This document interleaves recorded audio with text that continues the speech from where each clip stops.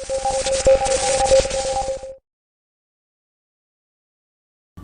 दोस्तों, कैसे हैं आप सब। स्वागत है आपका GS by SK sir classes पे। दोस्तों, आज मैं आपके लिए लेकर आया हूं पॉलिटी की टॉप 50 क्वेश्चन जो कि सभी एग्जाम के लिए काफ़ी महत्वपूर्ण है। तो दोस्तों, वीडियो को लास्ट तक देखिएगा, क्योंकि इस वीडियो को देखने के बाद आप किसी भी एग्जाम के लगभग 60 से 70% क्वेश्चन पॉलिटी के कर ले जाएंगे। तो दोस्तों, इसकी PDF की लिंक डिस्क्रिप्शन बॉक्स में, वहाँ से इसकी PDF डाउनलोड कर सकते हैं। और दोस्तों, आगे बढ़ने से पहले अगर आप मेरे चैनल बनाएं तो इसके ऊपर सब्सक्राइब कर दीजिएगा, वीडियो को लाइक कर दीजिएगा, वीडियो को शेयर कर दीजिएगा। ठीक है दोस्तों, चलिए शुरू करते हैं। पहला क्वेश्चन है, लोकसभा में कितने सदस्य होते हैं। तो दोस्तों, लोकसभा में 552 सदस्य होते हैं, यानी इसका सी ऑप्शन ठीक है। अगर राज्यसभा में पूछा जाए तो राज्यसभा में 250 सदस्य होते हैं। अगला क्वेश्चन है, राज्य की मंत्रिपरिषद किसके प्रति जवाबदेह है। तो दोस्तों, राज्य की मंत्रिपरिषद विधानसभा के प्रति जवाबदेह है, यानी इसका बी ऑप्शन ठीक है। अगला क्वेश्चन है, भारत के संविधान का भाग 3 किससे संबंधित है। तो दोस्तों, भारत के संविधान का भाग 3 मौलिक अधिकारों से संबंधित है, यानी इसका डी ऑप्शन ठीक है। अगला क्वेश्चन है, संविधान की धारणा की उत्पत्ति सबसे पहले कहाँ हुई थी। तो दोस्तों, संविधान की धारणा की उत्पत्ति सबसे पहले USA में हुई थी, यानी कि यूनाइटेड स्टेट ऑफ अमेरिका, इसका ए ऑप्शन ठीक है। अगला क्वेश्चन है, भारत के राष्ट्रपति के रूप में निर्वाचित होने के लिए किसी व्यक्ति की न्यूनतम कितनी आयु होनी चाहिए। तो दोस्तों, भारत के राष्ट्रपति के रूप में निर्वाचित होने के लिए किसी व्यक्ति की न्यूनतम आयु 35 वर्ष होना चाहिए, यानी इसका सी ऑप्शन ठीक है। अगला क्वेश्चन है, इनमें से कौन सा मौलिक अधिकार सामाजिक भेदभाव के उन्मूलन से संबंधित है। तो दोस्तों, सामाजिक भेदभाव के उन्मूलन से संबंधित है समानता का अधिकार, यानी इसका बी ऑप्शन ठीक है। अगला क्वेश्चन है, उच्च न्यायालय के मुख्य न्यायाधीश को उनके पद की शपथ कौन दिलाता है। यानी कि जो हाई कोर्ट के जज होते हैं उन्हें उनकी पद की शपथ राज्यपाल दिलाता है, यानी इसका डी ऑप्शन ठीक है। अगला क्वेश्चन है, किस वर्ष भारतीय सैनिकों ने गोवा और दमन एवं दीव को पुर्तगालियों से मुक्त कराया था। तो दोस्तों, गोवा और दमन एवं दीव को पुर्तगालियों से 1961 में भारतीय सैनिकों ने मुक्त कराया था, यानी इसका ए ऑप्शन ठीक है। अगला क्वेश्चन है, संसद में संसदीय सदस्य किस भाषा में अपने विचारों को अभिव्यक्त कर सकते हैं। तो दोस्तों, संसद में संसदीय सदस्य हिंदी, अंग्रेजी और अपनी मातृभाषा में अपने विचारों को अभिव्यक्त कर सकते हैं, यानी इसका डी ऑप्शन ठीक है। अगला क्वेश्चन है, किस वर्ष सूरत में राष्ट्रीय आंदोलन के नरम दल और गरम दल नेताओं के बीच विभाजन की घटना हुई थी। तो दोस्तों, 1907 में सूरत में राष्ट्रीय आंदोलन के नरम दल और गरम दल नेताओं के बीच विभाजन की घटना हुई थी, यानी इसका बी ऑप्शन ठीक है, 1907। अगला क्वेश्चन है, भारत में मतदान करने की न्यूनतम आयु है। तो दोस्तों, भारत में मतदान करने की न्यूनतम आयु 18 वर्ष है, यानी इसका ए ऑप्शन ठीक है। अगला क्वेश्चन है, भारत के प्रथम राष्ट्रपति कौन थे। तो दोस्तों, भारत के प्रथम राष्ट्रपति थे डॉक्टर राजेंद्र प्रसाद, यानी इसका सी ऑप्शन ठीक है। अगला क्वेश्चन है, भारत के सर्वोच्च न्यायालय का न्यायाधीश किस आयु तक अपने पद पर कार्य कर सकता है। तो दोस्तों, भारत का सर्वोच्च न्यायालय का न्यायाधीश यानी कि सुप्रीम कोर्ट के जज अपने पद पर 65 वर्ष तक कार्य कर सकते हैं, यानी इसका बी ऑप्शन ठीक है। अगर हाई कोर्ट की जज की पूछा जाए तो दोस्तों, हाई कोर्ट का जज अपने पद पर 62 वर्ष तक कार्य कर सकता है। अगला क्वेश्चन है, संविधान के किस संशोधन के द्वारा मौलिक कर्तव्यों को इनमें शामिल किया गया है। तो दोस्तों, संविधान के 42वें संविधान द्वारा मौलिक कर्तव्यों को इनमें शामिल किया गया है, यानी इसका डी ऑप्शन ठीक है। अगला क्वेश्चन है, भारतीय संविधान की प्रस्तावना में स्वतंत्रता, समानता और भाईचारा शब्द किस महान क्रांति से प्रेरित हैं। तो दोस्तों, भारतीय संविधान की प्रस्तावना में स्वतंत्रता, समानता और भाईचारा शब्द फ्रांस की क्रांति से संबंधित है, यानी इसका ए ऑप्शन ठीक है।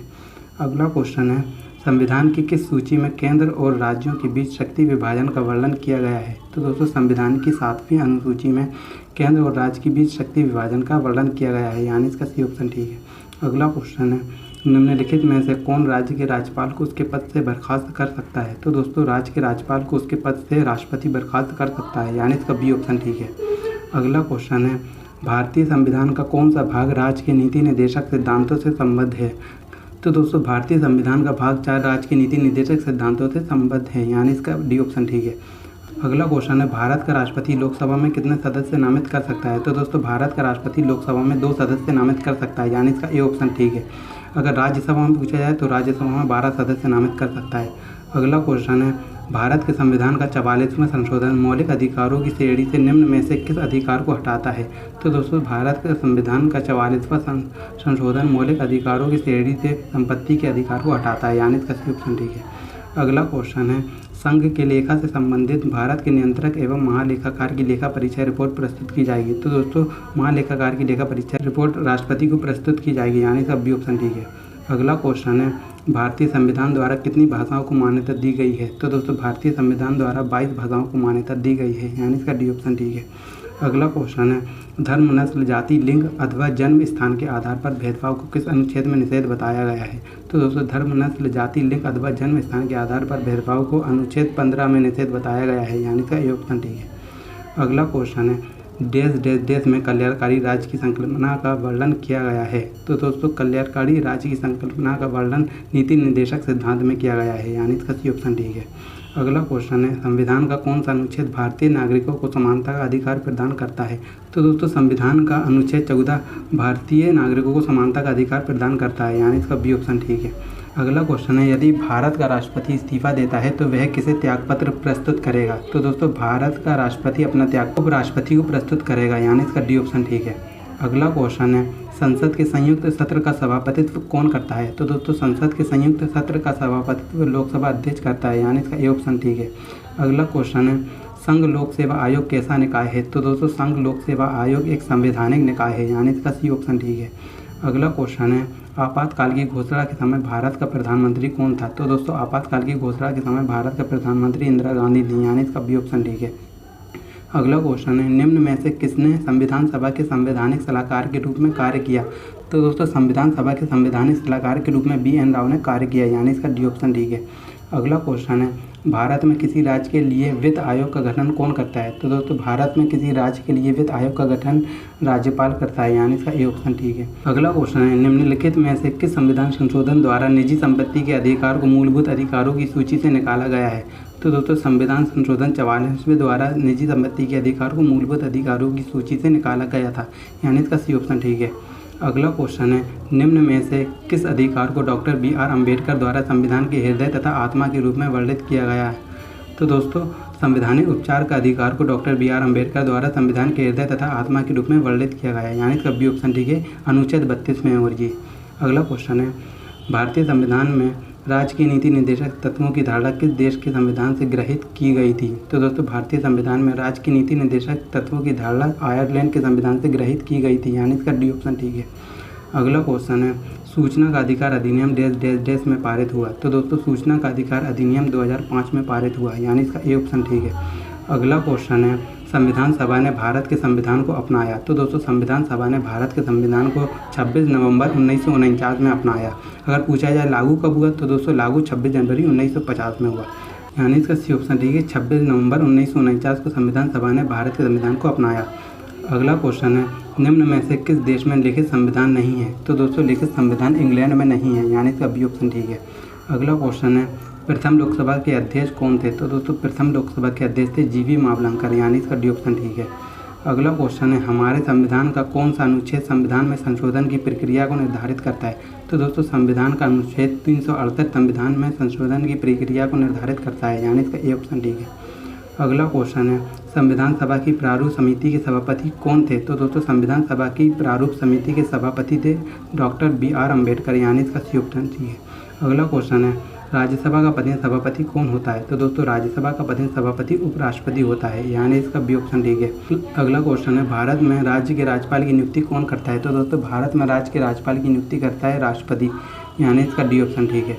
अगला क्वेश्चन है, भारत का राष्ट्रीय वृक्ष कौन सा है? तो दोस्तों भारत का राष्ट्रीय वृक्ष है बरगद, यानी इसका ए ऑप्शन ठीक है।